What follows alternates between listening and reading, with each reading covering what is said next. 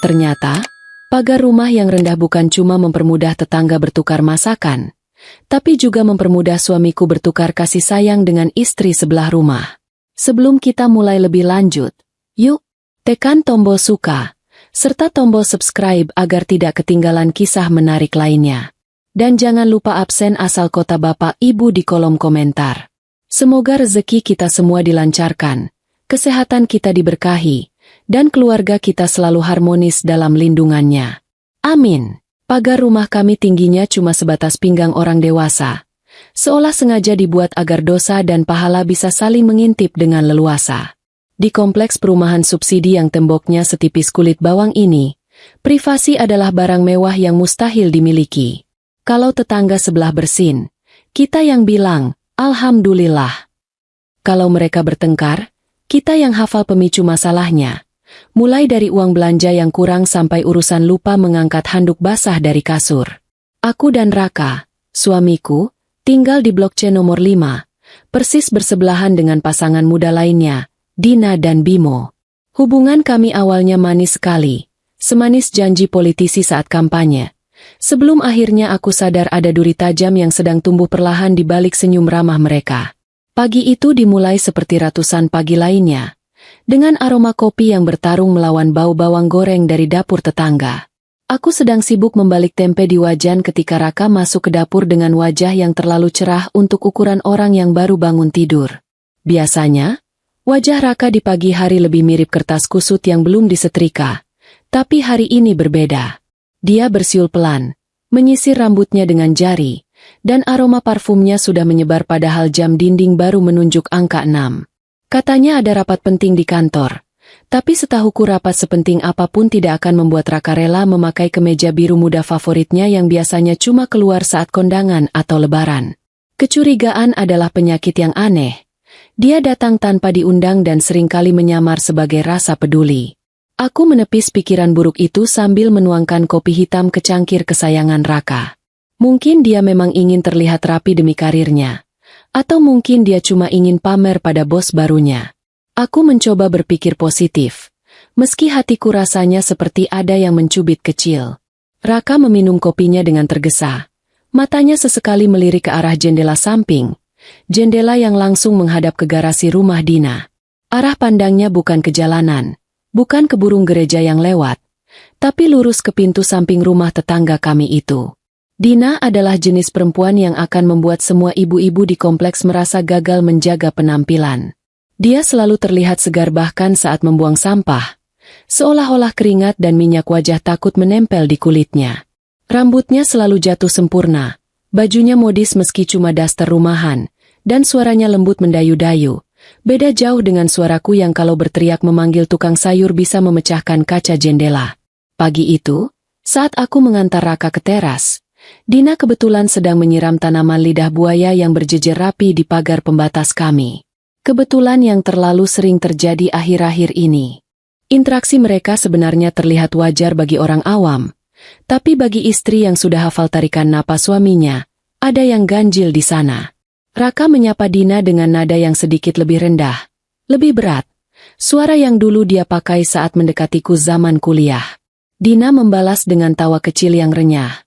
Tawa yang dibuat-buat agar terdengar sopan tapi mengundang. Mereka mengobrol sebentar soal tanaman, soal cuaca panas, basa-basi standar yang membosankan. Namun, mataku menangkap sesuatu yang membuat dadaku sesak seketika. Raka tidak menatap tanaman lidah buaya itu. Dia menatap Dina, dan Dina tahu dia sedang ditatap. Lalu tersenyum malu-malu sambil membetulkan rambut di belakang telinganya. Bimo, suami Dina, adalah kebalikan total dari Raka yang sabar dan murah senyum. Bimo itu seperti petasan banting, gampang meledak dan suaranya keras. Dia sering dinas keluar kota, meninggalkan Dina sendirian di rumah berhari-hari. Awalnya aku kasihan pada Dina. Bayangkan saja, punya suami yang kalau pulang cuma minta makan, lalu marah-marah kalau sayurnya kurang asin, dan jarang sekali terlihat membelai kepala istrinya. Sebagai sesama perempuan, naluri keibuanku muncul. Aku sering menyuruh Raka membantu Dina kalau ada masalah berat di rumahnya, seperti mengangkat galon atau membetulkan keran air yang bocor. Betapa bodohnya aku waktu itu. seperti menyerahkan domba gemuk ke kandang serigala yang sedang lapar.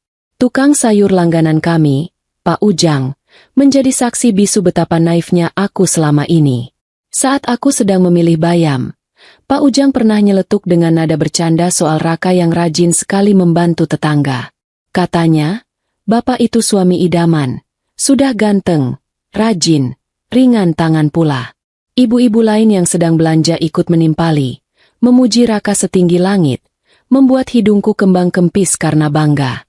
Tapi ada satu ibu, Bu RT yang matanya setajam elang, cuma tersenyum tipis dan menyuruhku untuk lebih sering menemani suami di rumah.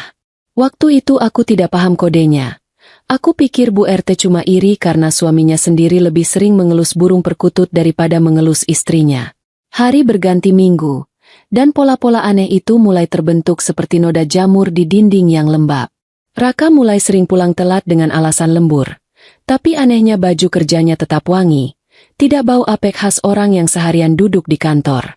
Ponselnya yang dulu sering tergeletak sembarangan di meja makan, sekarang menempel padanya seperti anggota tubuh tambahan. Bahkan ke kamar mandi pun ponsel itu dibawa. Alasannya klasik, mau buang air sambil baca berita bola. Padahal aku tahu, Raka itu baca berita satu paragraf saja sudah mengantuk, apalagi membaca artikel bola di kamar mandi selama setengah jam. Suasana rumah kami perlahan berubah menjadi panggung sandiwara yang melelahkan. Kami masih makan malam bersama, masih menonton televisi bersama, tapi rasanya ada dinding kaca tebal yang memisahkan kami. Raka hadir secara fisik, tapi jiwanya melayang entah kemana. Dia sering senyum-senyum sendiri menatap layar ponsel, lalu buru-buru mengubah ekspresinya menjadi datar saat aku lewat. Kalau aku tanya kenapa senyum-senyum, dia bilang ada video lucu kiriman grup kantor. Padahal aku tahu grup kantor isinya cuma bapak-bapak yang membahas cicilan panci atau keluhan sakit pinggang. Mana ada yang lucu sampai membuat matanya berbinar seperti itu. Puncak dari firasat burukku di babak awal ini terjadi di suatu sore yang mendung. Bimo sedang dinas keluar pulau, jadi rumah sebelah sepi, hanya ada Dina. Tiba-tiba listrik di perumahan kami padam total. Gelap gulita menyelimuti blok kami. Raka, dengan sigapnya yang luar biasa, langsung mengambil senter dan bilang mau mengecek gardu listrik di depan, sekaligus menengok rumah Dina karena kasihan dia sendirian takut gelap. Aku yang saat itu sedang repot mencari lilin, cuma mengiyakan saja. Namanya juga tetangga. Harus tolong-menolong, kan? Itu mantra yang selalu aku ucapkan untuk menenangkan hati sendiri. 15 menit berlalu, listrik masih mati, dan Raka belum kembali. Aku menunggu di teras sambil memegang lilin yang apinya bergoyang tertiup angin. Samar-samar, aku mendengar suara tawa tertahan dari arah pagar samping. Bukan suara hantu, karena hantu di perumahan ini sepertinya kalah seram dengan cicilan rumah warga. Itu suara Dina. Dan kemudian terdengar suara Raka, berbisik rendah, menenangkan. "Tenang saja, nanti aku yang urus," begitu katanya. Kalimat itu terdengar biasa, tapi intonasinya berbeda. Itu bukan intonasi tetangga yang membantu tetangga. Itu intonasi seorang pelindung, seorang kekasih. Jantungku mulai berdetak tidak karuan. Lebih kencang daripada saat aku dikejar anjing gila waktu kecil. Aku melangkah pelan mendekati pagar pembatas, berusaha tidak menimbulkan suara.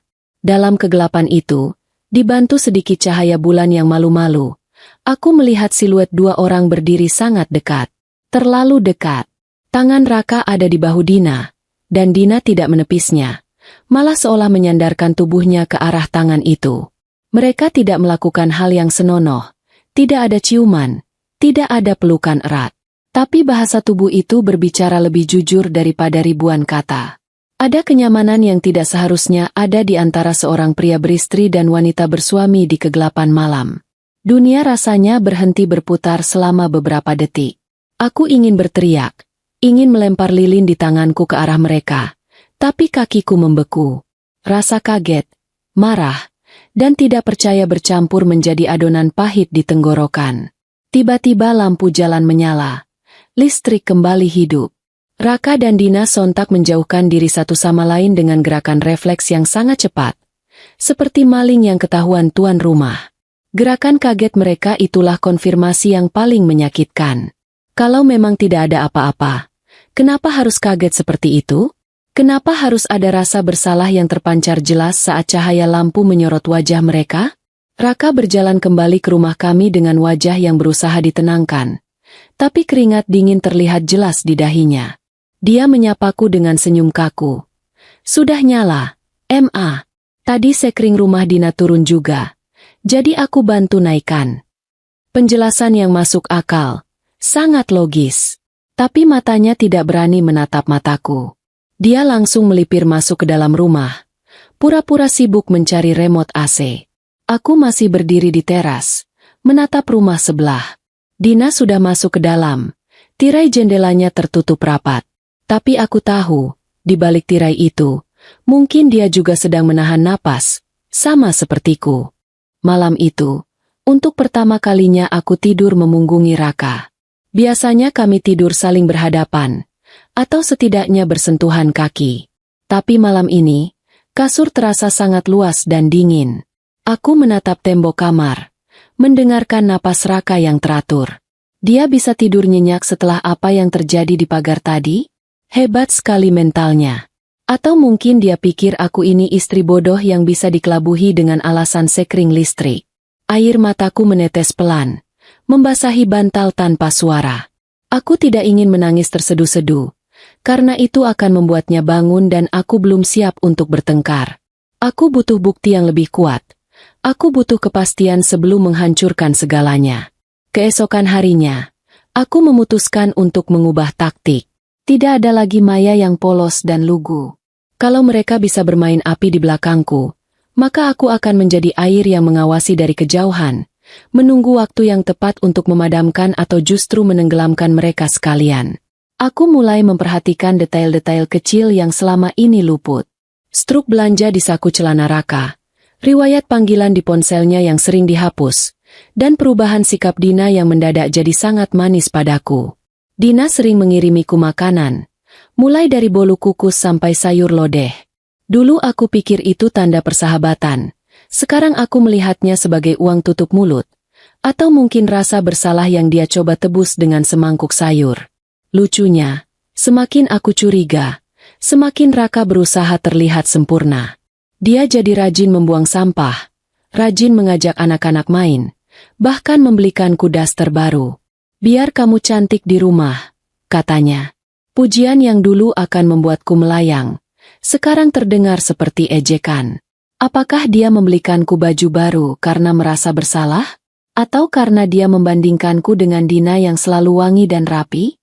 Pertanyaan-pertanyaan itu berputar di kepalaku seperti komedi putar yang rusak.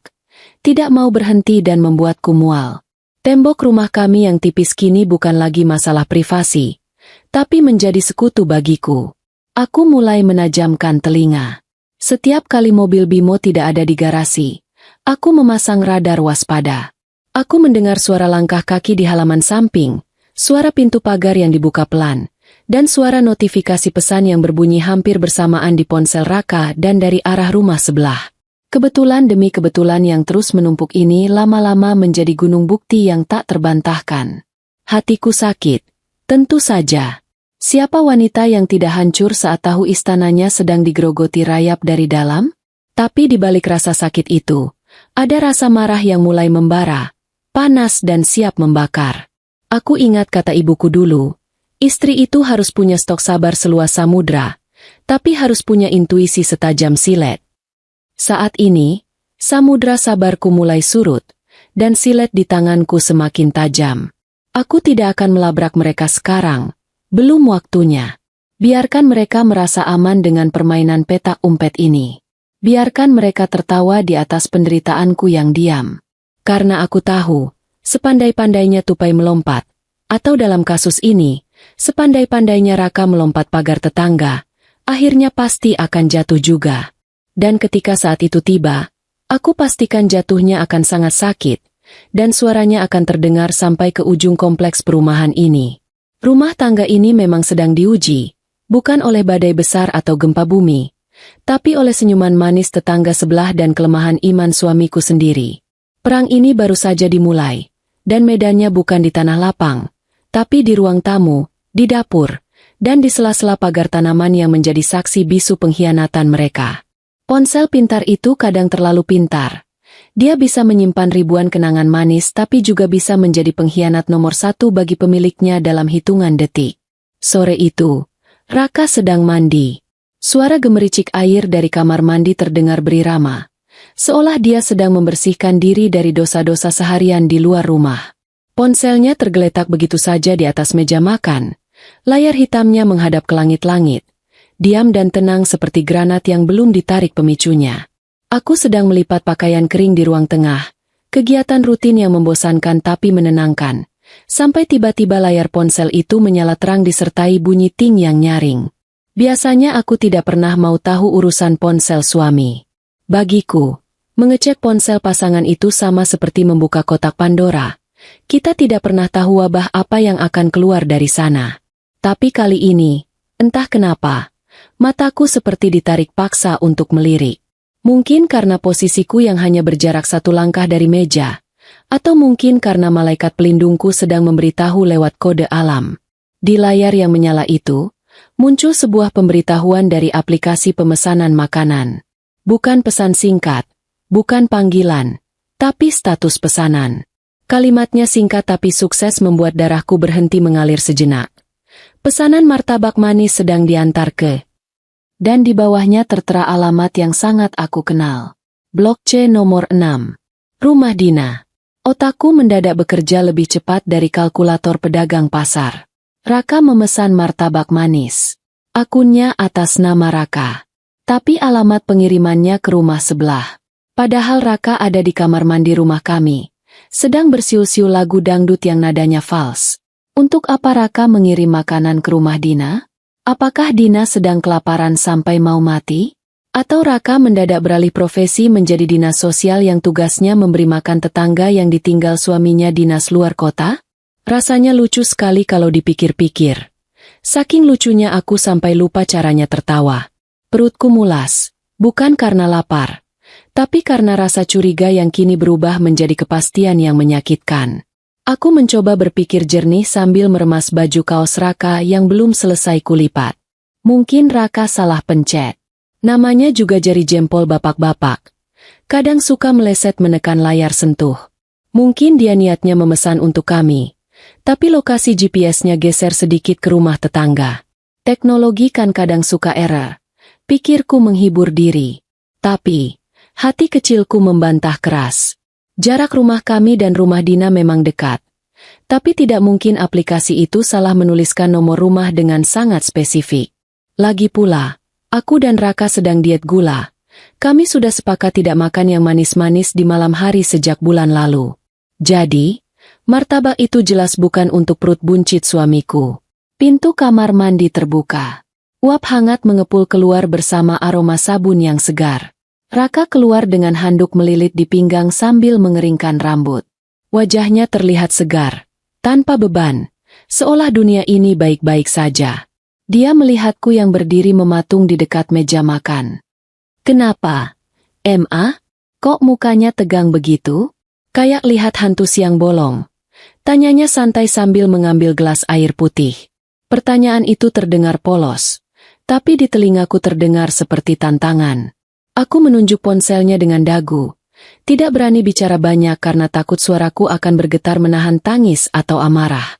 "Ada notifikasi makanan," kataku pendek. Raka tersedak air minumnya. Dia batuk-batuk heboh. Wajahnya memerah. Entah karena tersedak air atau tersedak rahasianya sendiri. Dengan gerakan yang terlalu cepat untuk orang yang baru selesai mandi, dia menyambar ponselnya. Matanya membelalak melihat layar. Hening sejenak. Aku menunggu skenario apa yang akan dia karang kali ini. Apakah dia akan bilang ponselnya dibajak? Atau dia akan bilang itu pesanan nyasar? Aku menatapnya lekat-lekat, menuntut jawaban tanpa perlu mengeluarkan suara tinggi. "Oh, ini." Raka tertawa garing. Suara tawanya terdengar seperti kerupuk melempem. "Ini tadi Dina minta tolong. Ma, katanya saldo dompet digitalnya habis. Terus dia lagi pengen banget martabak. Kasihan, kan Bimo lagi nggak ada di rumah. Jadi dia minta tolong pesenin pakai akunku dulu. Nanti diganti uang tunai. Alasan itu meluncur mulus dari mulutnya. Terlalu lancar. Seolah sudah disiapkan sejak di dalam kamar mandi tadi. Wajahnya berusaha terlihat santai. Tapi tangannya yang memegang ponsel terlihat meremas terlalu kuat. Sampai buku-buku jarinya memutih. Aku mengangguk pelan. Pura-pura percaya. Oh, begitu. Kirain kamu mau buka cabang sedekah martabak. Sindirku halus sambil tersenyum tipis. Raka cuma nyengir kuda. Terlihat lega karena aku tidak mencecarnya lebih lanjut. Padahal di dalam kepalaku, ribuan pertanyaan sedang berbaris rapi. Sejak kapan tetangga minta tolong pesankan makanan ke suami orang? Kenapa Dina tidak minta tolong padaku saja? Aku kan punya aplikasi yang sama. Saldoku juga ada. Kenapa harus Raka? Apakah karena jari Raka lebih ahli memencet tombol pesanan? Atau karena ada bumbu lain yang ingin mereka nikmati selain martabak itu? Tidak lama kemudian, suara motor berhenti di depan pagar. Suara klakson berbunyi 2 kali. Tanda pengantar makanan sudah tiba. Raka langsung melompat dari kursi. Biar aku yang ambil, Ma. Nanti abangnya bingung. Dia berlari kecil ke depan rumah. Masih memakai kaos oblong dan celana pendek rumahan. Aku mengintip dari balik tirai jendela. Di luar sana, abang pengantar makanan itu tampak bingung melihat Raka yang keluar dari pagar rumah nomor 5. Sementara dia berhenti di depan pagar nomor 6 sesuai aplikasi. Raka terlihat berbincang sebentar dengan si pengantar, menunjuk ke arah rumah Dina, lalu mengambil bungkusan plastik beraroma manis itu. Dia berjalan ke pagar rumah Dina, mengetuk pelan pagar besinya. Dina keluar dengan cepat, seolah memang sudah menunggu di balik pintu sejak tadi. Dia memakai daster rumahan yang agak tipis, rambutnya digerai indah. Raka menyerahkan bungkusan itu lewat celah pagar. Aku melihat tangan mereka bersentuhan sedikit lebih lama dari durasi serah terima barang yang wajar. Dina tersenyum, senyum yang sangat manis, lebih manis dari martabak yang dia pesan.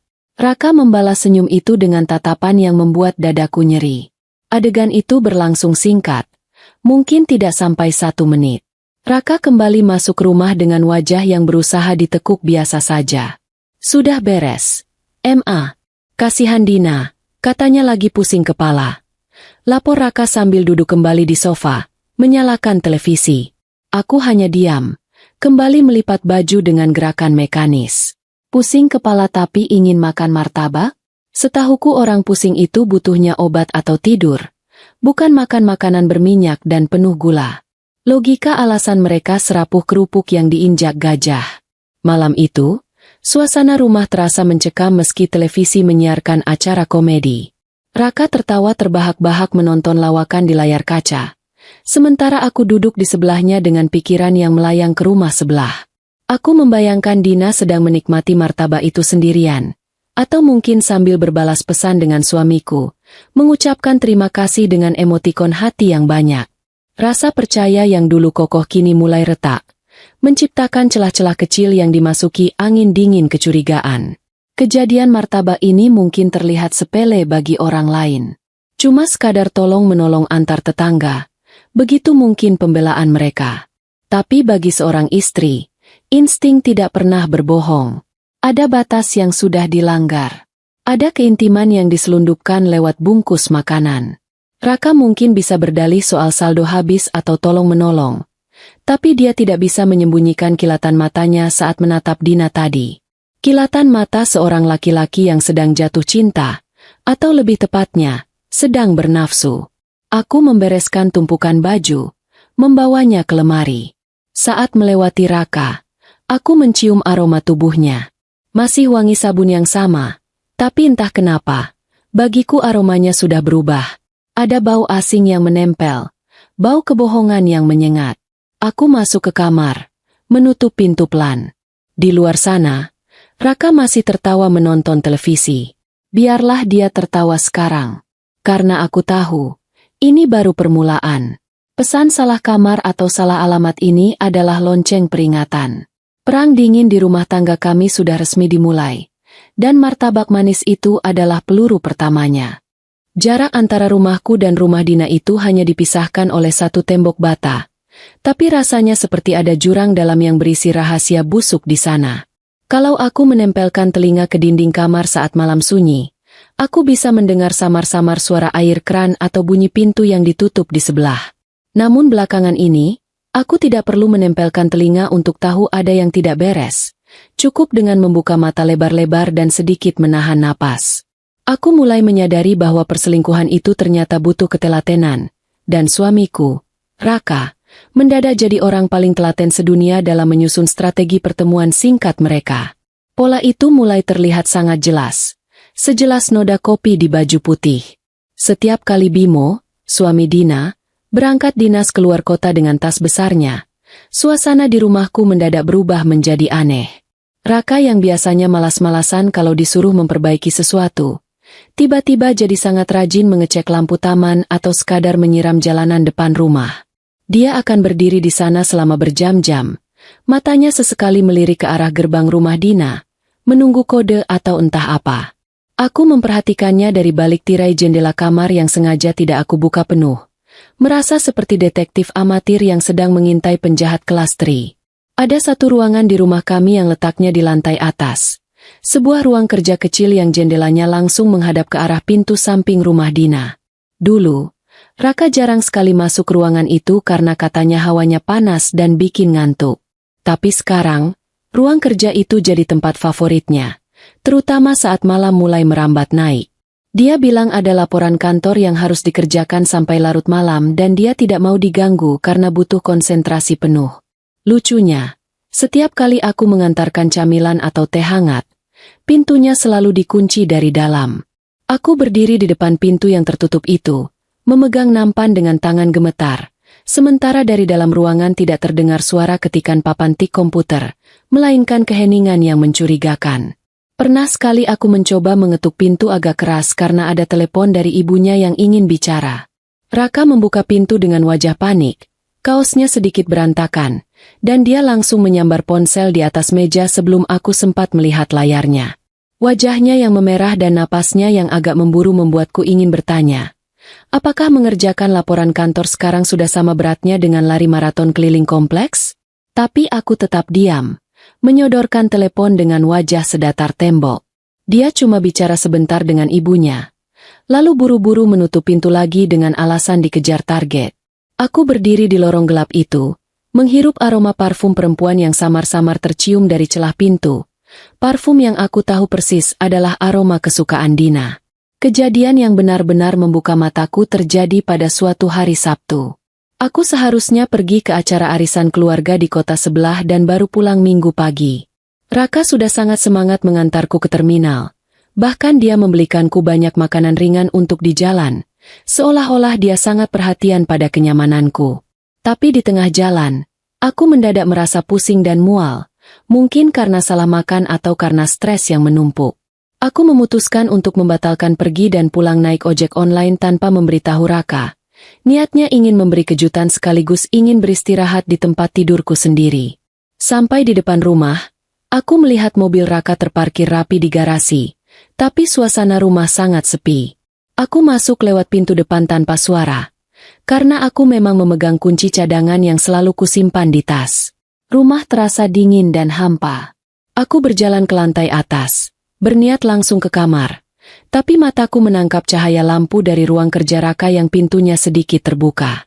Aku melangkah pelan, nyaris tanpa suara langkah kaki, seperti kucing yang sedang mengincar tikus.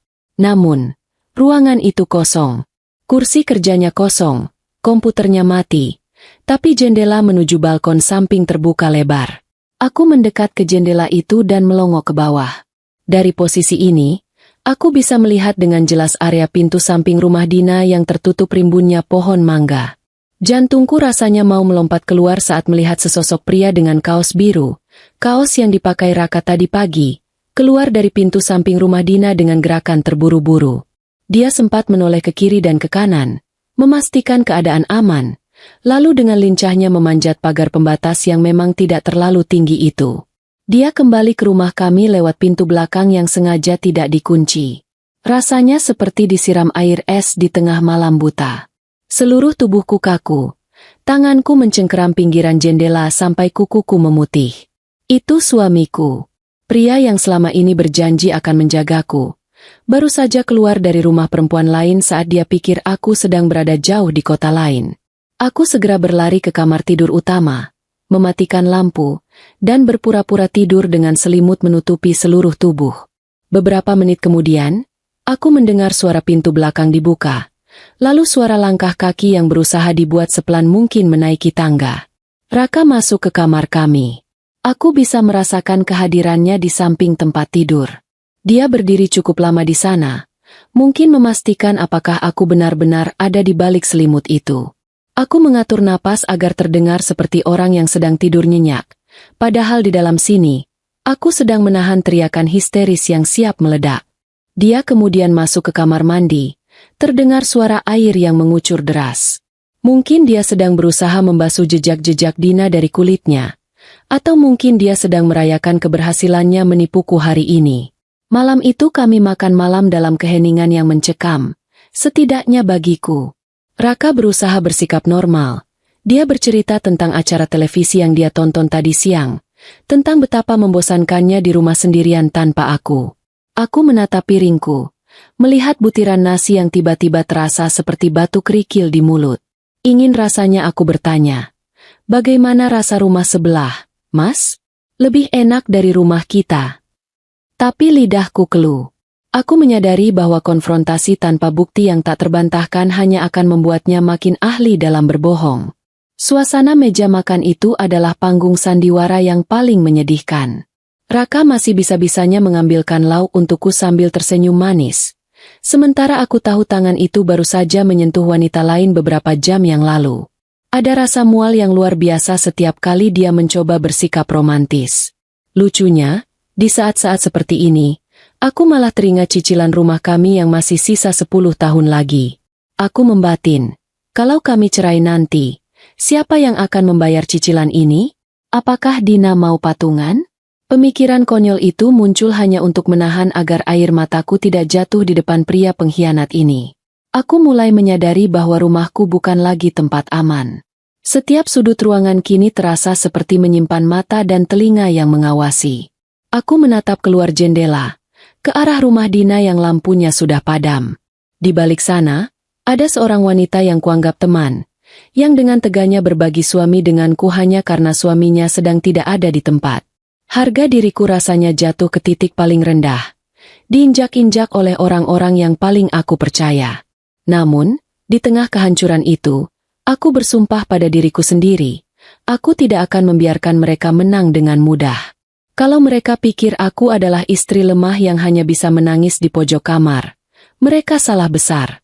Aku akan menunggu, mengamati, dan pada saatnya nanti, aku akan menunjukkan bahwa dinding kaca ini bisa pecah dan melukai siapa saja yang mencoba menghancurkannya.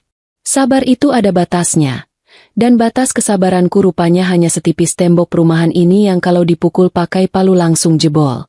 Selama ini aku diam bukan karena tidak tahu, tapi karena aku sedang mengumpulkan kepingan harga diriku yang berserakan.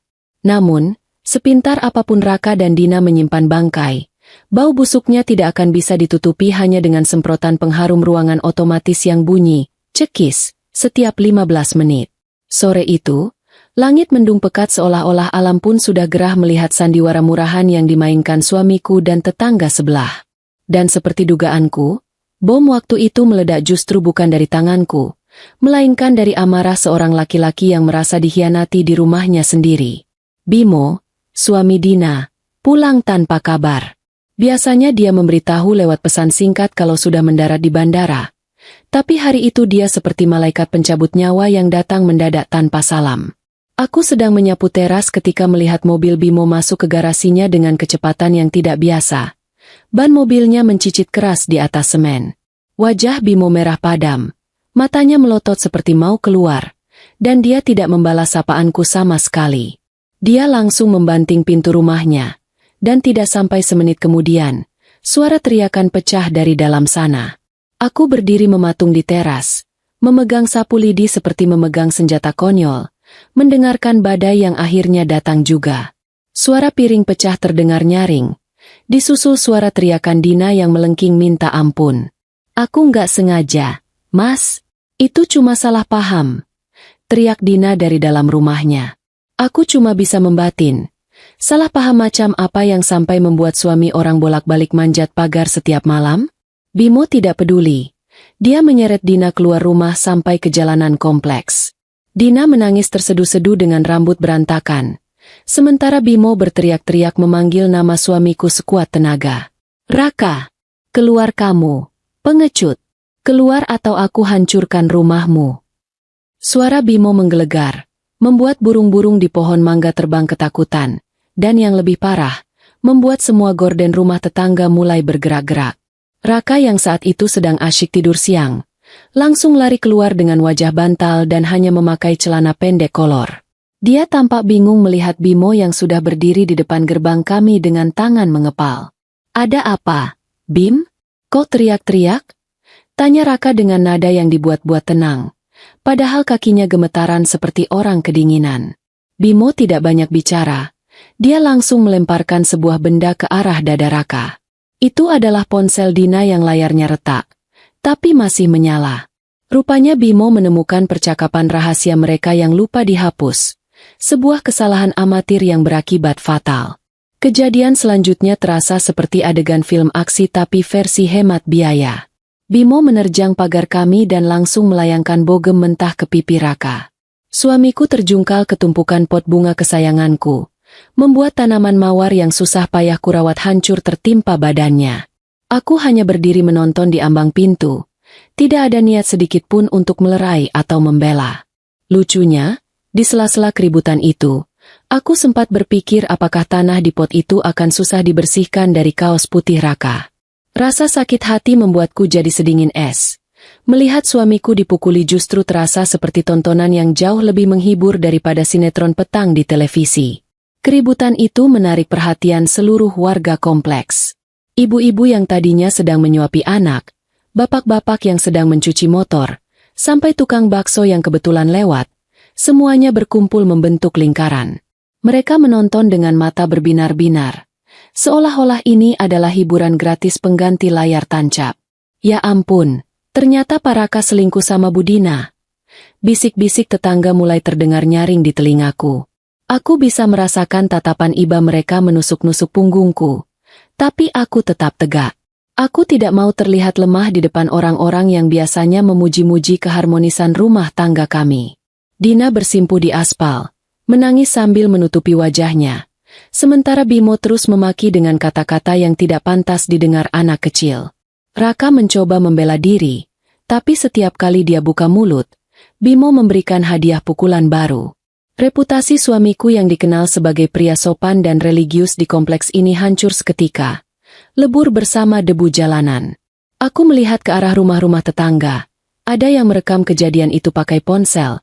Ada yang berbisik sambil menunjuk-nunjuk, dan ada juga yang menatapku dengan wajah penuh kemenangan karena akhirnya punya bahan gosip untuk 1 tahun ke depan. Di tengah kekacauan itu, Raka melihat ke arahku, matanya memelas meminta pertolongan. Dia berharap aku akan datang sebagai penolong, memeluknya, dan menyuruh Bimo berhenti. Tapi aku justru melipat tangan di dada dan memberikan senyum paling tipis yang pernah aku miliki.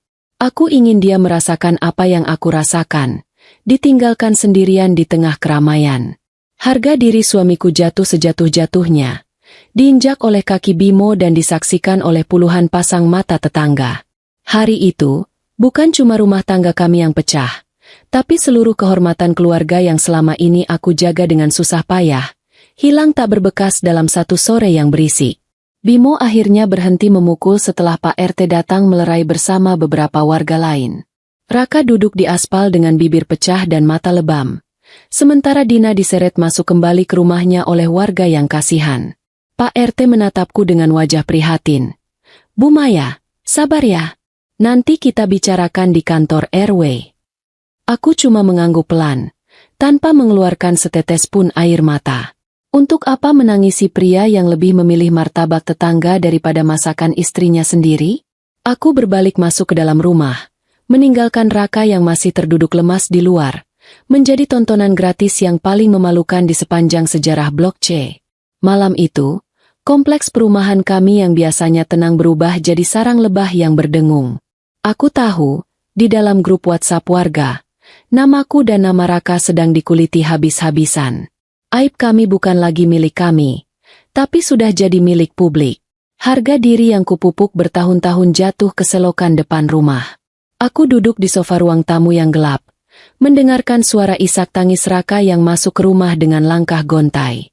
Dia mencoba mendekatiku, tapi aku mengangkat tangan, memberi tanda agar dia jangan menyentuhku. Di titik ini, aku sadar bahwa kehancuran ini tidak bisa diperbaiki dengan sekadar kata maaf. Semuanya sudah hancur, sehancur pot bunga mawar di depan yang kini tinggal tanah berantakan. Kalau ada yang bilang bahwa luka hati adalah hal paling sakit, sepertinya mereka belum pernah merasakan rasanya menjadi bahan gosip satu kecamatan. Pagi setelah kejadian baku hantam itu, suasana kompleks terasa sangat berbeda, seolah-olah oksigen di sini sudah bercampur dengan bensin yang siap menyulut api baru. Aku bangun dengan perasaan lelah yang luar biasa. Padahal aku tidak ikut berkelahi kemarin. Dunianya sudah berubah. Rumahku bukan lagi tempat berteduh, tapi sudah berubah menjadi akuarium kaca di mana semua orang bisa menonton kehancuranku sambil makan kerupuk. Notifikasi ponselku tidak berhenti berbunyi sejak subuh, bukan karena ada diskon belanja online, melainkan karena grup WhatsApp warga sedang mengadakan sidang rakyat tanpa hakim. Aku mencoba memberanikan diri membuka grup itu dan benar saja, isinya sudah ribuan pesan. Ada yang sok bijak dengan mengirimkan kutipan ayat suci tentang dosa zina. Ada yang asyik membagikan video rekaman kejadian kemarin dari berbagai sudut pandang, dan ada juga yang secara terang-terangan mengeluarkan Raka dari grup pengajian bapak-bapak.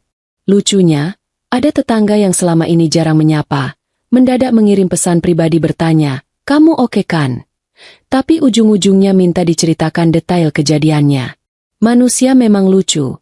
Rasa ingin tahunya seringkali lebih besar daripada rasa empati. Aku memutuskan untuk keluar rumah sebentar untuk membeli kebutuhan dapur.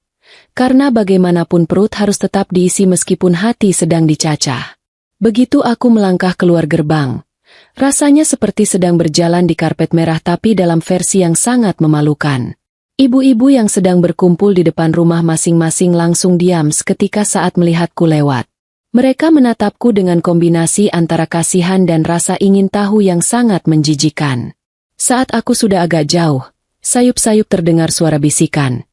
Itu istrinya, kasihannya, mukanya pucat begitu. Pasti karena kurang servis makanya suaminya jajan sebelah. Kalimat itu mampir di telingaku seperti sengatan lebah. Panas dan membuat mataku panas. Di tukang sayur, situasinya jauh lebih buruk. Biasanya aku adalah orang yang paling rajin mengobrol soal resep masakan. Tapi kali ini aku merasa seperti orang asing di tanah sendiri. Ibu-ibu yang biasanya heboh membahas drama Korea, sekarang punya drama nyata yang jauh lebih seru untuk dibahas. Begitu aku datang, mereka mendadak sibuk memilih cabai seolah-olah cabai itu adalah benda paling menarik di dunia. Tidak ada yang berani menatap mataku. Pak Ujang, tukang sayur yang biasanya banyak bicara, cuma memberikan kembalian dengan wajah menunduk tanpa bercanda sedikit pun. Aku merasa seperti membawa wabah penyakit menular yang membuat semua orang takut mendekat. Puncaknya adalah ketika aku berpapasan dengan Bu RT, wanita yang selama ini aku anggap sebagai sesepuh yang bijak. Dia menghentikanku di persimpangan jalan dengan wajah yang dibuat sesedih mungkin. Sabar ya, Jeng Maya. Ini ujian berat. Tapi ya itu, sebagai istri kita harus introspeksi juga. Kenapa suami bisa sampai kepincut sama rumput tetangga? Mungkin ada yang kurang di rumah, katanya sambil menepuk bahuku. Ingin rasanya aku menjawab, yang kurang di rumah itu bukan servis saya, Bu, tapi otak suami saya yang pindah ke dengkul. Tapi aku hanya tersenyum kaku, mengangguk, lalu bergegas pergi sebelum aku benar-benar meledak di tengah jalan.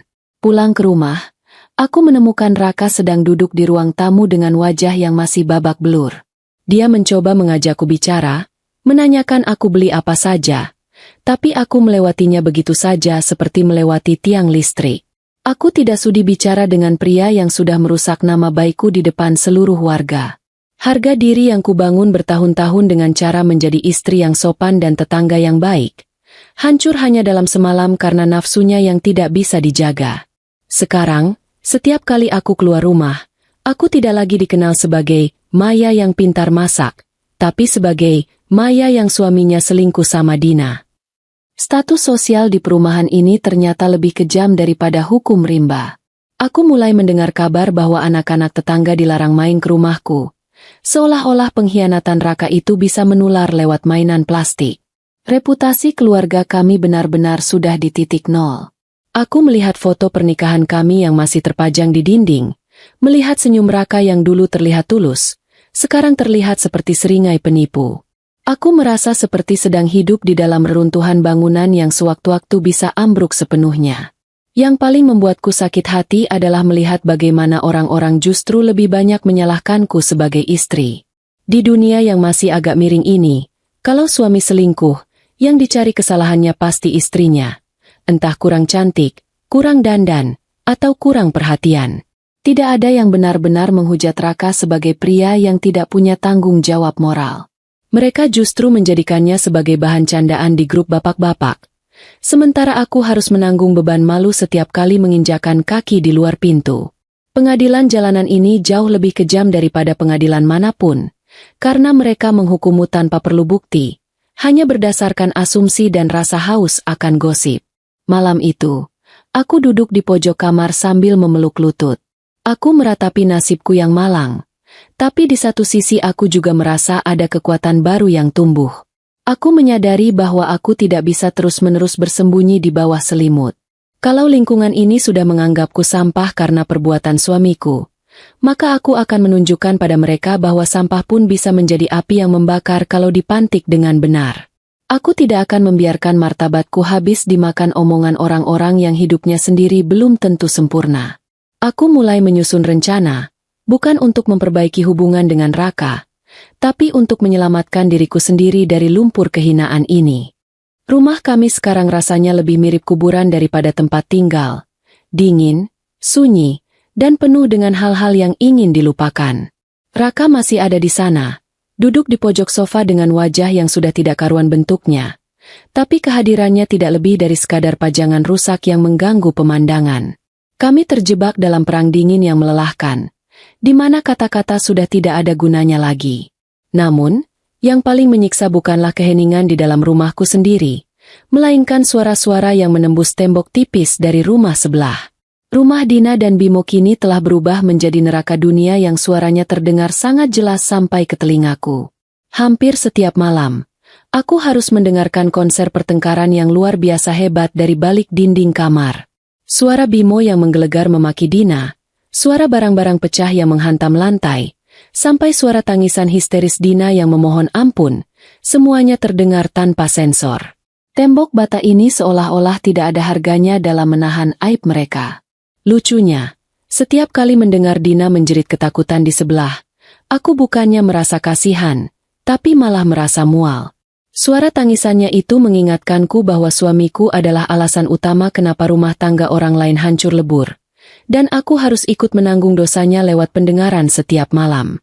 Raka biasanya akan menutupi telinganya dengan bantal atau menyalakan televisi dengan volume tinggi setiap kali pertengkaran di sebelah dimulai. Dia pengecut. Bahkan untuk mendengarkan hasil dari perbuatannya sendiri saja dia tidak berani. Pernah suatu malam, suara bantingan di sebelah begitu keras sampai lampu gantung di ruang tamuku ikut bergoyang. Raka menatapku dengan mata memelas. Mungkin berharap aku akan bicara sesuatu atau setidaknya menunjukkan rasa simpati. Tapi aku cuma menatapnya datar sambil terus mengunyah kerupuk. Aku ingin dia sadar bahwa setiap tetes air mata Dina dan setiap amarah Bimo adalah tanggung jawab yang harus dia pikul sampai mati. Keadaan ini membuatku merasa seperti hidup di dua medan perang sekaligus. Di dalam rumah, aku harus menghadapi Raka yang terus-menerus mencoba berbuat baik untuk menebus dosa. Dia jadi rajin mencuci piring, mengepel lantai, bahkan mencoba memasak meskipun rasanya lebih mirip eksperimen gagal di laboratorium kimia. Tapi bagiku, semua kebaikannya itu justru terlihat menjijikan. Setiap kali dia menyentuh tanganku untuk meminta maaf, aku merasa seperti baru saja menyentuh ulat bulu, gatal dan ingin segera cuci tangan pakai sabun antiseptik. Permintaan maafnya terdengar seperti kaset rusak yang diputar berulang-ulang, tidak punya makna dan hanya bikin sakit telinga. Sementara itu, tekanan dari luar rumah juga belum surut. Sekarang, kalau aku keluar untuk sekadar membuang sampah, aku sering melihat Bimo duduk di teras rumahnya dengan tatapan kosong dan puntung rokok yang berserakan di bawah kakinya. Kalau mata kami tidak sengaja berpapasan, ada rasa canggung yang luar biasa besar. Kami adalah dua orang yang sama-sama dikhianati, dipisahkan oleh satu pagar, tapi tidak bisa saling bicara karena pasangan kami masing-masing adalah pelakunya. Kadang aku ingin sekali menghampiri Bimo dan bilang, "Kita senasib, Mas." Tapi aku takut dia malah akan mengamuk lagi dan menghancurkan pagar pembatas kami yang sudah miring itu. Dina sendiri sekarang sudah seperti hantu. Dia tidak pernah lagi terlihat menyiram tanaman atau pamer daster baru di pagar. Dia mengurung diri di dalam rumah. Mungkin karena malu atau mungkin karena tidak diizinkan keluar oleh Bimo. Tapi kabar burung di grup WhatsApp ibu-ibu bilang kalau wajah Dina sekarang penuh lebam. Sama seperti wajah Raka. Kompleks perumahan ini memang tidak punya rahasia. Apa yang terjadi di dalam kamar mandi pun bisa jadi bahan perbincangan saat arisan. Aku merasa terjebak dalam lingkaran setan yang isinya cuma rasa malu dan benci. Pernah suatu sore, aku nekat membersihkan taman depan yang sudah mirip hutan belantara karena tidak terurus. Tiba-tiba, dari arah jendela rumah sebelah yang sedikit terbuka, aku mendengar suara Dina yang sedang menangis terseduh-seduh sambil menelepon seseorang. Dia bilang dia menyesal. Dia bilang dia tidak bermaksud menghancurkan semuanya. Dan dia merasa hidupnya sudah berakhir. Mendengar itu, hatiku sedikit bergetar. Tapi bukan karena iba. Aku justru merasa marah. Bagaimana bisa dia merasa jadi korban setelah dengan sadar main gila dengan suami orang yang hanya berjarak beberapa meter dari tempat tidurnya? Penyesalan memang selalu datang belakangan. Kalau datang di awal namanya pendaftaran sekolah. Harga diri suamiku benar-benar sudah habis tak bersisa. Raka yang dulu sangat bangga dengan jabatannya sebagai sekretaris warga, kini resmi dicopot. Tidak ada lagi bapak-bapak yang mengajaknya ngopi di pos ronda. Kalau dia lewat, orang-orang akan pura-pura sibuk melihat langit atau membetulkan sandal. Dia menjadi orang asing di tempat dia tinggal selama bertahun-tahun. Melihat suamiku diperlakukan seperti itu, ada bagian kecil dari diriku yang merasa puas, tapi bagian besarnya merasa sangat sedih karena aku masih menyandang namanya di belakang namaku. Malu yang dia buat, harus aku tanggung bunganya setiap hari. Malam itu, setelah pertengkaran hebat di sebelah mereda, Raka mencoba mendekatiku saat aku sedang membaca buku di tempat tidur. Dia duduk di pinggir kasur. Kepalanya tertunduk lesu. "Ma, apa kita harus pindah saja dari sini?" Tanyanya dengan suara serak. Aku tidak menjawab, bahkan tidak menoleh. Pindah itu mudah, tapi membawa luka dan ingatan buruk itu yang sulit. Aku membatin, sejauh apapun kami pindah, bayangan Dina di balik pagar tanaman dan aroma martabak manis itu akan tetap ikut. Kami sedang hidup di tengah puing-puing, dan mencoba membangun kembali semuanya di atas tanah yang sudah terkontaminasi itu rasanya mustahil. Aku menutup buku, mematikan lampu tidur, dan membelakanginya tanpa sepatah kata pun. Di kegelapan itu, aku kembali mendengar suara isakan pelan dari rumah sebelah. Perang dingin ini masih jauh dari kata usai, dan aku baru menyadari bahwa ujian yang sesungguhnya bukanlah saat pengkhianatan itu terbongkar, melainkan saat kita harus tetap hidup berdampingan dengan pengkhianat dan korbannya setiap hari, hanya dipisahkan oleh satu tembok bata yang seolah-olah ikut menangis menyaksikan kehancuran dua keluarga ini. Manusia itu memang makhluk yang paling cepat berubah pikiran. Lebih cepat dari perubahan harga cabai di pasar induk. Kalau kemarin-kemarin semua orang menghujat Raka dan Dina, sekarang entah kenapa arah angin mulai berbalik menyerangku. Dina, yang mungkin sadar posisinya sudah terpojok, mulai melancarkan jurus pamungkas yang paling sering dipakai orang bersalah, berpura-pura menjadi korban. Dia mulai menyebar cerita ke ibu-ibu kompleks bahwa dia hanyalah wanita kesepian yang tidak sengaja terbawa suasana karena aku, istrinya Raka, terlalu sibuk dengan urusan sendiri dan mengabaikan kebutuhan batin suami. Lucunya, banyak orang yang justru mulai manggut-manggut percaya pada dongeng karangannya itu. Fitnah itu seperti debu, kalau tidak segera dibersihkan, dia akan menumpuk dan bikin sesak napas. Pagi ini, saat aku sedang mengantre di tukang galon, aku tidak sengaja mendengar percakapan Bu RT dengan beberapa tetangga lain. Mereka bicara dengan suara setengah berbisik, tapi telingaku sudah terlatih untuk menangkap frekuensi gosip setajam radar militer. Mereka bilang, kasihan juga ya lihat Dina. Dia kan sebenarnya orang baik. Mungkin Raka selingkuh karena Maya itu orangnya dingin dan jarang dandan kalau di rumah. Aku yang saat itu cuma pakai kaos oblong dan celana kain biasa, langsung merasa seperti terdakwa di pengadilan terbuka. Ingin rasanya aku berteriak bahwa dandan atau tidak dandan bukanlah alasan sah untuk memanjat pagar rumah orang. Dina sepertinya tahu betul cara memainkan emosi orang-orang. Dia mulai sering terlihat duduk di teras dengan wajah yang disedih-sedihkan, menyapa orang yang lewat dengan suara yang sengaja dilemah-lemahkan. Dia bahkan berani mengirimkan pesan singkat ke grup arisan, minta maaf sambil menyisipkan kalimat bahwa setiap manusia pasti punya hilaf saat merasa tidak dihargai di lingkungan sekitarnya. Kalimat itu jelas-jelas ditujukan untuk menyindirku. Secara perlahan, narasi pun bergeser. Aku yang awalnya korban, sekarang mulai dianggap sebagai istri yang kurang becus, sehingga suami mencari kenyamanan di rumah sebelah. Harga diriku yang sudah jatuh, kini coba dikubur dalam-dalam oleh fitnah murahan itu. Raka sendiri bukannya membantu membersihkan namaku. Dia malah makin terlihat menyedihkan dan tidak berdaya. Setiap kali aku konfrontasi soal rumor itu, dia cuma diam 1000 bahasa atau bilang, biarkan saja, nanti juga hilang sendiri. Dia tidak sadar bahwa bagi perempuan, fitnah soal tidak becus mengurus suami itu lebih tajam daripada silet. Aku merasa seperti sedang bertarung sendirian di tengah kepungan orang-orang yang pura-pura peduli tapi sebenarnya hanya haus tontonan. Rasa maluku berubah menjadi amarah yang sangat dingin. Aku tidak akan membiarkan wanita yang sudah mencicipi suamiku itu sekarang mencoba mencicipi martabatku juga. Pernah suatu sore, aku sengaja dandan lebih rapi dari biasanya, hanya untuk sekadar menyapu halaman depan. Aku ingin menunjukkan bahwa aku tidak hancur seperti yang mereka harapkan. Saat itulah Dina keluar rumah, kebetulan bersamaan dengan lewatnya tukang bakso yang sedang dikerumuni ibu-ibu. Dina menatapku dengan tatapan sinis yang dibalut senyum palsu. Dia sengaja bicara keras-keras soal betapa pentingnya menjaga keharmonisan rumah tangga, agar tidak ada orang ketiga yang masuk. Aku hampir saja tertawa keras mendengar nasihat dari seorang ahli selingkuh. Itu seperti mendengarkan ceramah soal kejujuran dari seorang koruptor. Benar-benar tidak tahu malu. Tekanan lingkungan ini mulai masuk ke dalam rumah.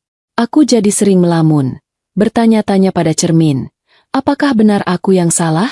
Apakah benar kemeja Raka yang kurang licin setrikanya membuat dia ingin tidur di rumah sebelah? Tapi kemudian aku sadar, itu adalah jebakan pikiran yang diinginkan oleh para pengkhianat. Mereka ingin aku merasa bersalah agar dosa mereka terlihat lebih ringan. Aku mulai menarik diri dari semua aktivitas kompleks. Aku tidak lagi ikut arisan, tidak lagi belanja di tukang sayur keliling, dan lebih memilih pesan apapun lewat aplikasi. Aku mengurung diri bukan karena takut, tapi karena aku sedang mengumpulkan tenaga untuk serangan balik. Dampak dari fitnah Dina ini juga mulai terasa ke anak-anak. Anak bungsuku bercerita kalau temannya bilang ibunya Dina itu baik karena sering bagi-bagi permen, sementara ibunya sendiri, aku, dianggap galak karena jarang keluar rumah. Mendengar itu, dadaku rasanya seperti dihantam godam besar. Anak kecil yang tidak tahu apa-apa pun mulai diracuni oleh pencitraan palsu si tetangga sebelah. Di saat itulah aku sadar bahwa diam bukan lagi pilihan. Kalau aku terus diam, narasi palsu ini akan menjadi kebenaran di mata sejarah perumahan ini. Aku harus bertindak, bukan dengan cara jambak-jambakan seperti di sinetron, tapi dengan cara yang lebih elegan dan mematikan. Aku mulai membuka kembali semua bukti yang selama ini aku simpan diam-diam di ponselku. Foto-foto Raka yang memanjat pagar, rekaman suara saat mereka berbisik di malam hari, dan struk-struk pesanan makanan yang alamatnya selalu ke rumah sebelah. Aku punya amunisi yang cukup untuk membungkam mulut semua orang. Tapi aku masih menunggu momen yang tepat. Momen di mana semua orang berkumpul dan Dina sedang berada di puncak aktingnya sebagai malaikat yang terzalimi.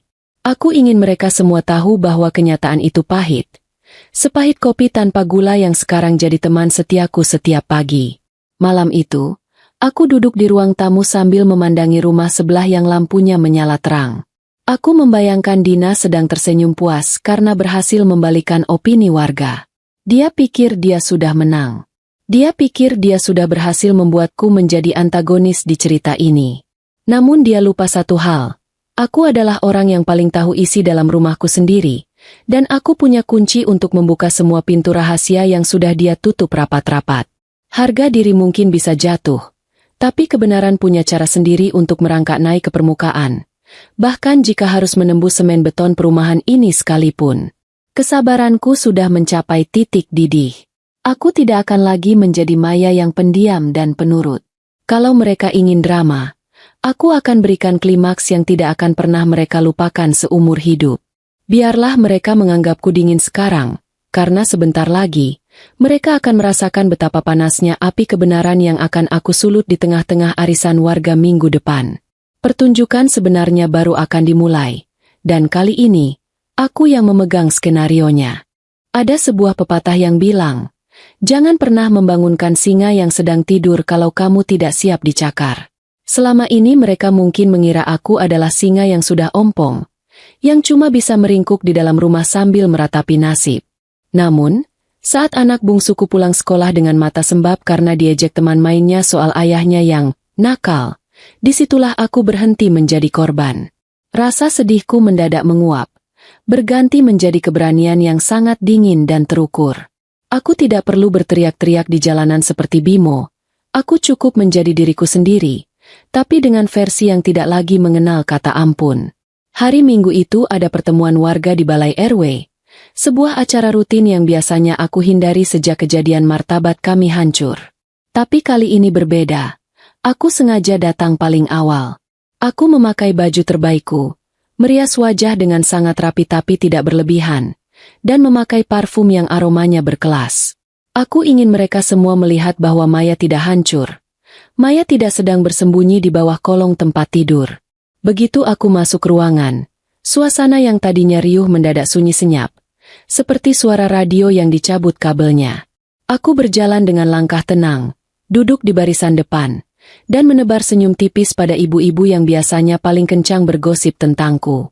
Tak lama kemudian, Dina datang dengan akting andalannya. Dia memakai kerudung yang dipasang agak melorot agar wajahnya yang terlihat lelah bisa dikasihani semua orang.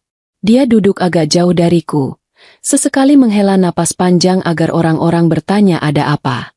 Benar saja, beberapa ibu-ibu langsung mengerumuninya, mengusap bahunya seolah dia adalah pahlawan yang baru pulang dari medan perang. Dina mulai bicara pelan, menceritakan betapa beratnya hidup dalam tekanan dan bagaimana dia merasa terzalimi oleh situasi. Aku mendengarkan setiap katanya sambil tetap tenang, seolah-olah aku sedang mendengarkan dongeng sebelum tidur yang sangat membosankan. Saat sesi tanya-jawab atau masukan dari warga dibuka oleh ketua RW, aku tidak menunggu lama untuk mengangkat tangan. Semua mata tertuju padaku, termasuk mata Dina yang mendadak terlihat waspada. Aku berdiri dengan anggun, memegang ponselku yang sudah tersambung ke layar proyektor, fasilitas yang biasanya dipakai untuk presentasi laporan keuangan warga. Mohon maaf Bapak dan Ibu, sebelum kita membahas urusan lain, saya ingin meluruskan satu hal agar tidak ada lagi fitnah yang tumbuh di antara kita. Kataku dengan suara yang sangat stabil, tidak ada sedikit pun getaran kemarahan di sana. Aku menekan satu tombol di ponselku. Layar besar di depan menampilkan tangkapan layar percakapan antara Raka dan Dina. Bukan percakapan biasa, tapi detail rencana mereka untuk bertemu setiap kali Bimo tidak ada di rumah. Lengkap dengan kata-kata manis yang membuat siapapun yang membacanya merasa mual. Suasana Balai RW yang tadinya hanya sunyi, sekarang berubah menjadi sunyi yang mencekam. Aku bisa mendengar suara napas Dina yang mulai memburu. Tapi aku belum selesai. Aku menampilkan video pendek hasil rekaman kamera tersembunyi yang kupasang di halaman samping rumahku. Video yang merekam dengan jelas bagaimana Dina melambaikan tangan dengan genit untuk memanggil Raka ke pagarnya di tengah malam. Saya diam selama ini bukan karena saya salah, bukan juga karena saya tidak becus mengurus suami. Kataku sambil menatap Dina lurus-lurus ke matanya. Saya diam karena saya sedang memberi kesempatan bagi orang-orang untuk menunjukkan wajah aslinya. Dan hari ini, saya rasa wajah-wajah itu sudah terlihat sangat jelas. Dina mencoba berdiri, ingin membantah, tapi suaranya tercekat di tenggorokan. Ibu-ibu yang tadinya mengusap-usap bahu Dina perlahan menjauh. Seolah-olah Dina baru saja berubah menjadi tumpukan sampah yang baunya menyengat. Fakta di depan layar itu terlalu nyata untuk dibantah dengan alasan hilaf atau kesepian. Aku menutup presentasi singkatku dengan ucapan terima kasih pada pengurus warga karena sudah memberikan waktu. Aku tidak perlu memaki, tidak perlu menjambak rambut Dina, dan tidak perlu menyebut suamiku sendiri dengan sebutan kasar. Keanggunan dalam membongkar kebenaran ternyata jauh lebih mematikan daripada amarah yang meledak-ledak. Dina tertunduk lesu. Air mata, lelahnya, kini berubah jadi air mata malu yang sesungguhnya. Seluruh warga kini tahu siapa pembohong yang sebenarnya. Reputasi sebagai wanita yang terzalimi yang dia bangun selama seminggu ini, hancur hanya dalam waktu 5 menit di tangan seorang istri yang mereka anggap lemah. Pulang dari balai RW, aku merasa tubuhku sangat ringan, seolah-olah beban bertonton yang kupikul di pundak sudah luruh ke tanah. Di sepanjang jalan pulang, tidak ada lagi bisikan sinis. Yang ada hanyalah tatapan segan, dan beberapa ibu-ibu yang tadi memusuhi kini mencoba menyapaku dengan nada yang sangat sopan. Aku hanya membalas seperlunya. Aku sudah tidak butuh pengakuan mereka, karena tujuanku bukan untuk disukai, tapi untuk tidak diinjak-injak lagi. Harga diriku yang jatuh ke selokan kemarin, kini sudah kuangkat kembali, kubersihkan, dan kupakai lagi sebagai mahkota. Sampai di rumah, aku menemukan Raka yang sedang menunggu dengan wajah cemas. Dia rupanya sudah mendengar apa yang aku lakukan di balai RW dari grup WhatsApp bapak-bapak yang heboh. Dia mencoba mendekat. Mungkin ingin memuji keberanianku atau meminta maaf lagi. Tapi aku melewatinya begitu saja dan masuk ke kamar.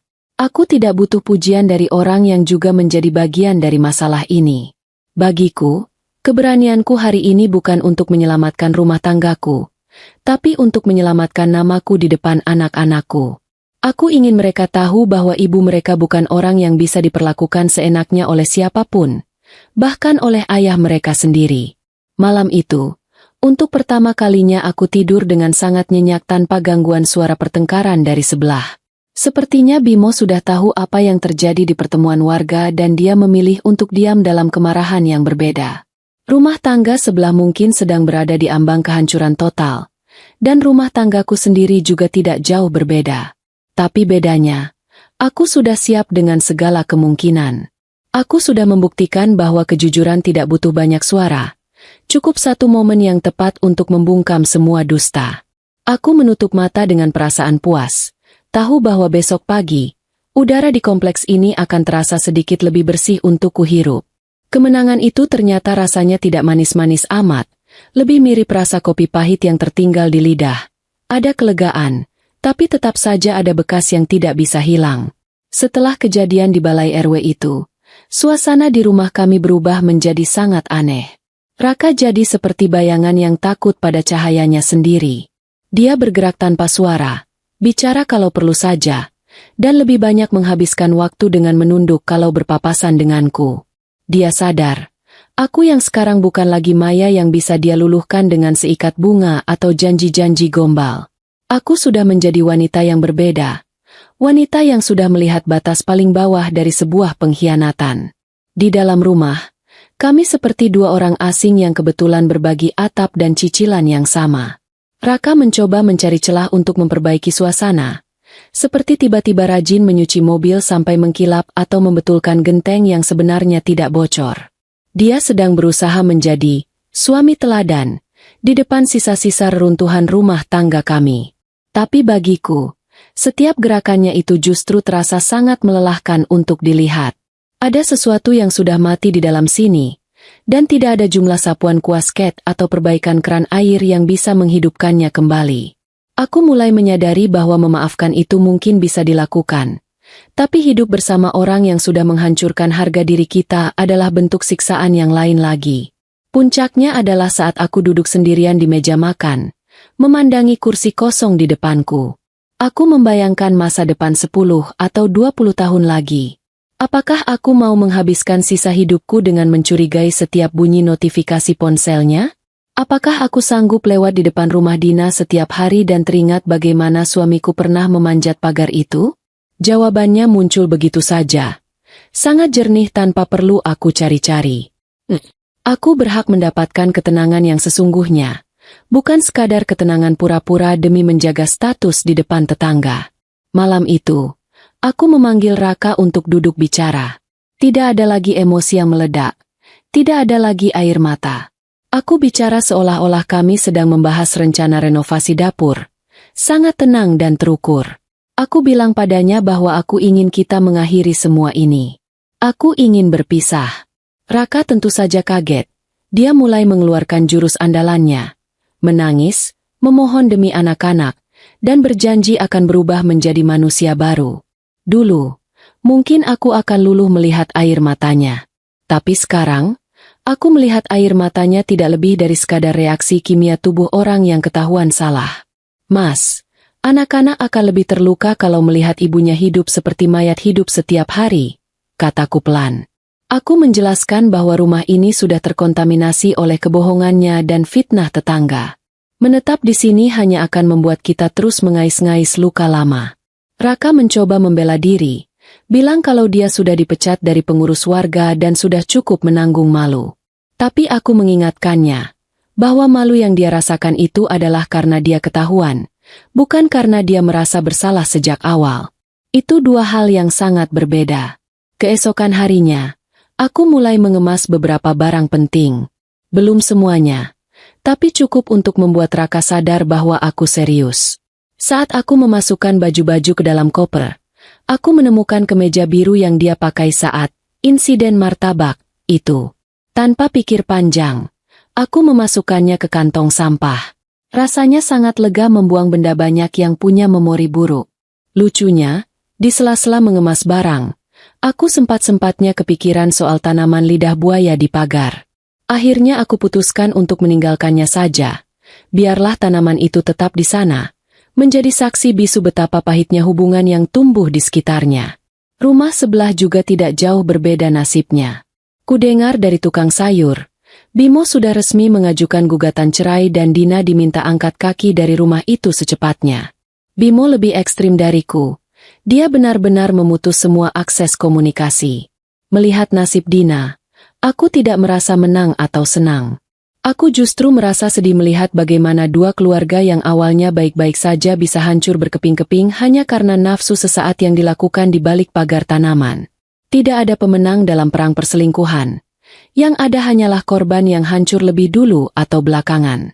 Aku mulai mencari-cari kontrakan atau apartemen kecil di dekat kantor atau sekolah anak-anak. Aku ingin memulai semuanya dari nol, di tempat di mana tidak ada orang yang tahu soal skandal martabak atau insiden balai RW. Aku ingin dikenal sebagai Maya, seorang ibu dan wanita mandiri, bukan sebagai istri yang diselingkuhi. Raka masih mencoba menghalangi. Dia bilang dia akan menjual rumah ini dan kita bisa pindah bersama keluar kota. Tapi aku menggeleng. Masalahnya bukan pada rumahnya, Mas. Masalahnya ada pada rasa percaya yang sudah kamu hancurkan sampai jadi debu. Dan debu tidak bisa dirakit kembali menjadi kaca yang utuh. Langkahku sudah bulat. Sebulat tekadku untuk bahagia kembali.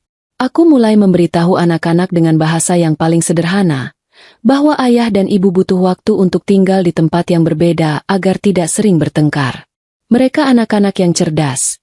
Mereka sepertinya sudah merasakan ketegangan ini sejak lama dan malah terlihat lebih tenang saat tahu solusinya adalah perpisahan. Melihat mereka tidak menangis histeris justru membuatku makin yakin bahwa keputusan ini sudah benar. Kami butuh udara segar. Kami butuh lingkungan yang tidak penuh dengan tatapan mata penuh gosip. Babak ini ditutup dengan aku yang berdiri di depan cermin, menatap wajahku sendiri.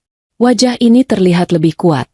Matanya tidak lagi merah karena menangis, tapi bersinar karena punya tujuan baru. Aku sudah melewati ujian berat dari tetangga dan suami, dan aku berhasil keluar dengan kepala tegak. Sekarang, saatnya aku mengemas sisa-sisa harga diriku dan pergi menuju pintu keluar. Aku tidak sedang melarikan diri. Aku sedang melangkah menuju kebebasan yang sudah lama aku lupakan rasanya. Besok adalah hari terakhirku di rumah ini, dan aku sudah tidak sabar untuk menutup pintu pagar itu untuk terakhir kalinya. Pagi terakhir di rumah ini terasa sangat berbeda. Udaranya tidak lagi terasa berat meski awan mendung masih betah menggantung di langit. Aku berdiri di tengah ruang tamu yang kini kosong melompong, hanya menyisakan jejak debu berbentuk kotak di lantai tempat lemari buku dulu berdiri. Semua barangku dan anak-anak sudah rapi di dalam truk pindahan yang menunggu di depan gerbang. Raka berdiri di dekat pintu, wajahnya terlihat jauh lebih tua dari usia sebenarnya, dengan mata yang terus mengikuti setiap gerak-geriku. Dia tidak lagi memohon atau menangis. Sepertinya dia sudah sampai pada tahap menerima bahwa ada beberapa hal di dunia ini yang kalau sudah pecah, tidak akan pernah bisa direkatkan kembali, sekeras apapun kita mencoba. Aku berjalan mengelilingi rumah untuk terakhir kalinya, menyentuh dinding-dinding yang pernah mendengar tawa, tangis, dan bisikan rahasia kami. Lucu rasanya mengingat bagaimana dulu aku sangat bangga saat pertama kali kami mencicil rumah ini, mengira bahwa disinilah kebahagiaan kami akan bersemi sampai tua. Tapi ternyata, rumah hanyalah sekumpulan bata dan semen, yang membuatnya menjadi tempat bernaung adalah orang-orang di dalamnya, dan ketika kejujuran sudah pergi, rumah ini tidak lebih dari sekadar kotak beton yang menyesakan. Aku melewati dapur, tempat aku dulu sering berbagi gosip dengan Dina lewat jendela, dan aku tersenyum kecil. Ternyata, benar kata orang, musuh paling berbahaya bukan mereka yang datang membawa pedang dari jauh, tapi mereka yang datang membawa piring kue dari sebelah rumah. Saat aku melangkah keluar ke teras, aku melihat Bimo sedang sibuk memasukkan barang-barangnya juga ke dalam mobil. Kami saling menatap sebentar, lalu dia mengangguk pelan. Sebuah sapaan tanpa kata dari sesama pejuang yang kalah namun tetap bertahan hidup. Aku dengar Dina sudah pindah ke rumah orang tuanya di kota lain, pergi tanpa pamit dan meninggalkan nama yang buruk di perumahan ini. Rumah nomor 6 itu kini terpasang papan pengumuman, dijual. Sama seperti rumahku yang juga akan segera dipasang papan serupa. Kami semua pergi, meninggalkan medan perang ini untuk mencari kedamaian masing-masing di tempat yang baru. Aku menarik napas panjang, menghirup aroma tanah basah yang sangat segar. Tidak ada lagi beban yang menghimpit dada saat aku melihat pagar tanaman yang dulu menjadi saksi bisu pengkhianatan Raka. Dulu, setiap kali melihat pagar itu, jantungku rasanya mau copot karena marah. Sekarang, pagar itu cuma kayu mati yang mulai lapuk. Aku menyadari bahwa memaafkan ternyata bukan untuk membebaskan orang yang bersalah, tapi untuk membebaskan diri kita sendiri agar bisa berjalan lagi tanpa harus menyeret beban benci yang beratnya minta ampun. Aku sudah memaafkan Raka, tapi itu tidak berarti aku harus tetap tinggal bersamanya. Raka menghampiriku saat aku hendak naik ke mobil. Dia mengulurkan tangan, ragu-ragu, tapi akhirnya aku menjabatnya sebentar. Hati-hati di jalan, Ma. Maafkan Mas untuk semuanya, ucapnya lirih. Aku mengangguk tenang, tanpa dendam di mata. Aku sudah maafkan, Mas. Tolong jaga dirimu sendiri baik-baik. Jawabku pendek. Tidak perlu ada drama perpisahan yang mengharu biru, karena air mataku sudah habis di bab-bab sebelumnya. Aku menutup pintu mobil, menyalakan mesin, dan memberikan instruksi pada anak-anak untuk memakai sabuk pengaman. Mereka terlihat bersemangat melihat jalanan baru yang akan kami tuju, dan semangat mereka adalah bahan bakar utamaku untuk terus maju. Saat mobil perlahan bergerak keluar dari blok C, aku sengaja tidak menoleh ke belakang. Aku menatap lurus ke depan, ke arah jalan raya yang membentang luas. Aku membayangkan kontrakan baruku yang kecil namun bersih, di mana aku bisa mengatur segalanya sesuai keinginanku tanpa harus merasa diawasi oleh mata-mata tetangga yang haus gosip. Di sana, aku akan memulai hidup baru sebagai wanita yang utuh. Aku akan bekerja lebih keras, tertawa lebih lepas, dan mungkin suatu saat nanti, aku akan bisa menikmati martabak manis lagi tanpa harus teringat rasa sakit yang pernah menyertainya. Dunia di luar perumahan ini terasa begitu luas dan penuh kemungkinan. Aku merasa seperti burung yang baru saja lepas dari sangkar emas yang ternyata berkarat. Harga diriku yang dulu diinjak-injak, sekarang sudah mengkristal menjadi kekuatan yang membuatku tidak takut lagi menghadapi hari esok. Aku bukan lagi istri yang dikhianati. Aku adalah Maya, seorang perempuan yang berhasil melewati badai paling hebat dalam hidupnya dan tetap berdiri tegak. Dan itu adalah pencapaian terbesar yang pernah aku raih. Aku memutar radio. Sebuah lagu ceria mengalun mengisi kabin mobil. Anak-anak ikut bersenandung pelan, membuat suasana menjadi hangat. Aku tahu jalan di depan tidak akan selalu mulus. Pasti akan ada tanjakan dan lubang baru yang harus kuhadapi. Tapi setidaknya, sekarang aku yang memegang kendali setirnya. Aku tidak lagi duduk di kursi penumpang yang hanya bisa pasrah dibawa kemana saja oleh orang lain. Aku adalah nahkoda bagi hidupku sendiri. Dan pelabuhan yang kutuju kali ini adalah sebuah tempat bernama kebahagiaan yang jujur. Selamat tinggal, Blok C. Selamat tinggal, kenangan pahit di balik pagar. Terima kasih sudah memberiku pelajaran berharga bahwa rumah tangga yang diuji tetangga hanyalah sebuah bab dalam buku kehidupanku yang masih sangat panjang. Sekarang, aku siap menulis bab baru dengan tinta yang lebih cerah, di atas lembaran kertas yang masih putih bersih.